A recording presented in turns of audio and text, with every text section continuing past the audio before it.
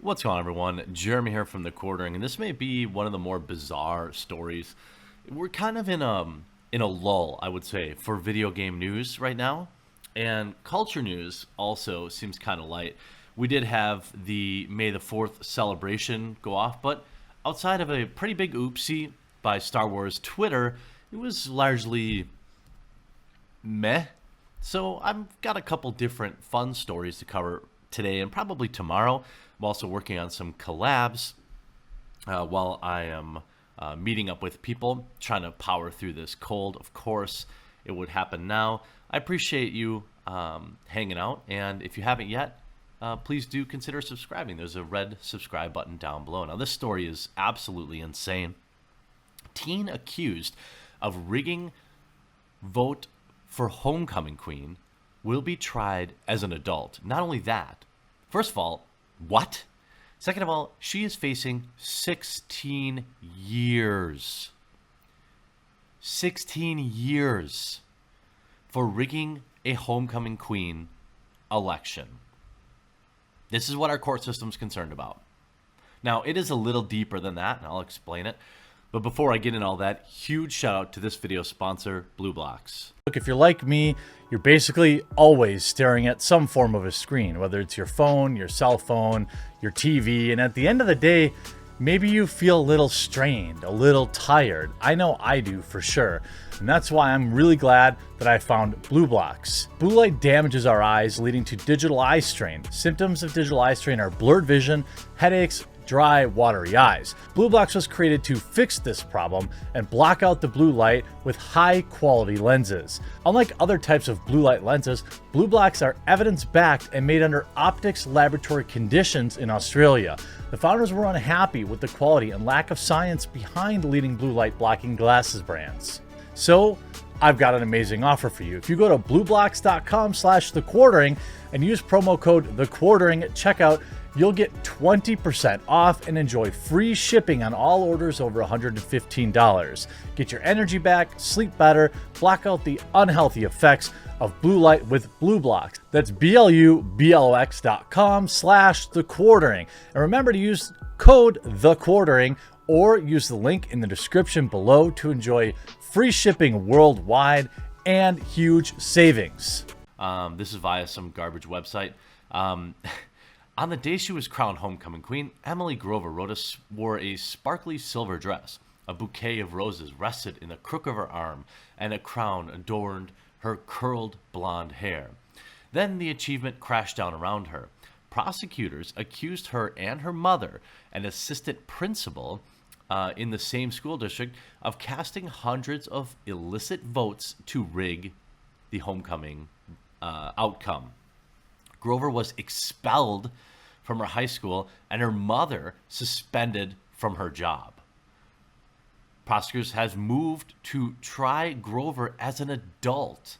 The Florida State Attorney's Office has confirmed. She was 17 when this happened, and now she's 18. The case's transfer to adult court, first reported by North Escambia, enables a judge to choose whether to impose an adult or juvenile sanction if Grover is found guilty. Whatever punishments that could be imposed, there's a limited period of... I mean, are we serious? Are we serious with this? Now, from what I understand, the records that were accessed, it was not hacked, so to speak. That's what the media is saying, hacked. But her mother actually had access to all of this stuff. But they went into whatever people's personal records and filed 117 votes for their daughter. Days after Grover was elected Tate High School's homecoming, district contacted law enforcement to report unauthorized access to student accounts. According to a warrant, hundreds of votes had been flagged as suspicious. They brought in somebody to investigate this. 117 that came from the same IP address within a short period of time.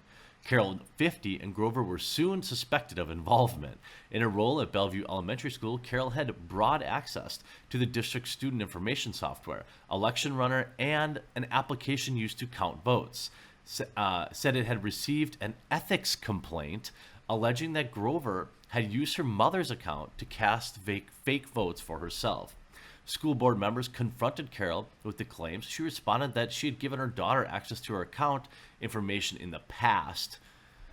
Grover gave her own versions of events that day. I have had access to my mother's account, she wrote to the school board. My mother knows nothing about this. She has in the past. Huh. Weird. When the Florida Department of Law Enforcement agents visited the district's offices, administrators said that they had heard that Grover was telling other people that she had used the mother's account to cast votes. Oops. Well, that's probably not a good, probably not a good thing to do. I just don't. Is this? I mean, like, prison really? Is that what we need to be concerned with right now? I mean, I guess some sort of punishment is probably warranted, but I mean, the mother getting fired probably seems good enough.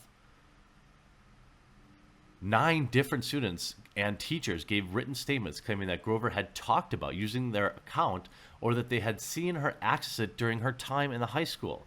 I have known that Emily Grover logs into her mom's school account in order to access grades and test scores since freshman year when we became friends, one student wrote. According to it, she's looked up my student ID before in order to tell me what I got on my standard assessment test and ACT. Another wrote that Grover had logged into her mom's account during her sophomore year reading class to share grades and other information. Oof. All right, well, now I'm a little more concerned. Now this is like a long-running behavior of a stupid high schooler, but it wasn't just an isolated incident. She did not seem like logging in was a big deal and seemed very comfortable doing so, the witness wrote.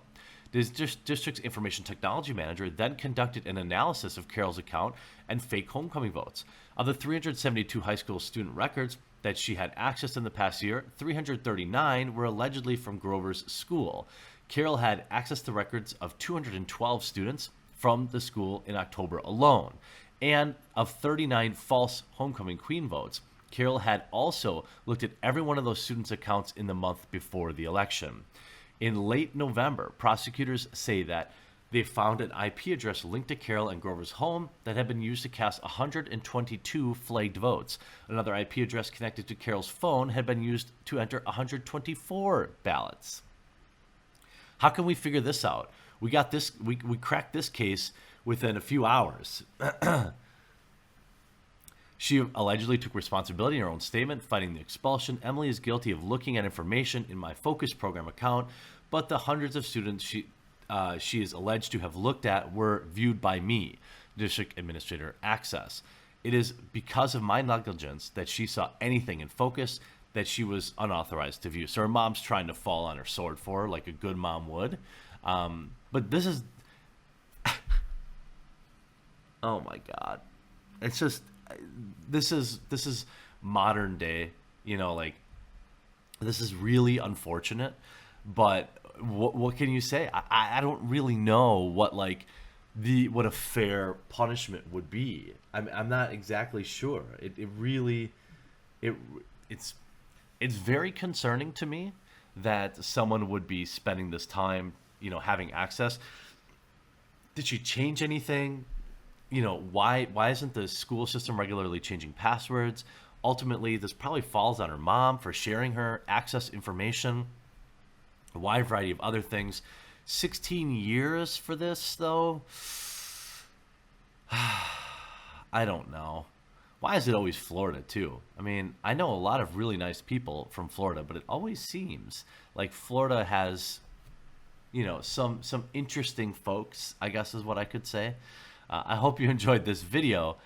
Make sure to check out the amazing special offer from this video sponsor as well. The link will be in the description and pinned comment below. We'll talk to you again real soon.